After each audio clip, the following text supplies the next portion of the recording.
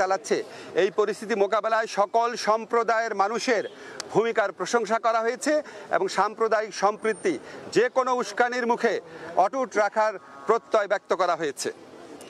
সবশেষে সবাই একটা জিনিস বলেছেন যে আমাদেরকে আর শক্তিহীন, দুর্বল, নতজানু ভাবার কোনো রকম কোনো অবকাশ নাই। যে কোনো ধরনের অপপ্রচারণা এবং উস্কানির বিরুদ্ধে আমরা ঐক্যবদ্ধ থাকব এবং আমরা আমাদের ঐক্য অটুট রাখব, আমরা সাহসী থাকব এবং আমরা যে কোনো ভবিষ্যতেও যে কোনো ধরনের প্রচারণা আসলে, যে কোনো ধরনের উস্কানি আসলে আমরা আমাদের ঐক্যকে আরও বেগবান দেখানোর একটা প্রচেষ্টা অব্যাহত রাখব।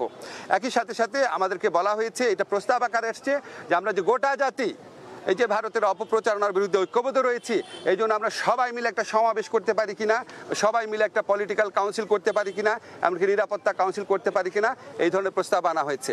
এই সবার মূল সুর ছিল যে আমাদের মধ্যে মত, পথ, আদর্শের ভিন্নতা থাকবে, আমাদের রাজনীতি ভিন্নতা থাকবে, অবস্থান ভিন্নতা থাকবে, কিন্তু দেশ সার্বভৌমত্ব এবং অস্তিত্বের প্রশ্নে আমরা সবাই এক, সবচেয়ে উপরে দেশ, এবং এটার থেকে আমরা কখনো বিচ্যুত হব না।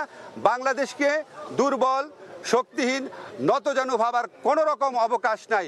এটা এই জাতীয় ঐক্যমতে, এটা একটা জাতীয় সমাবেশের মধ্যে দিয়ে, সকল রাজনৈতিক সমাবেশের মধ্যে দিয়ে এই বার্তা প্রকাশ করতে, এই বার্তা জানিয়ে দিতে বলা হয়েছে। আপনাদের ধন্যবাদ। Thank you.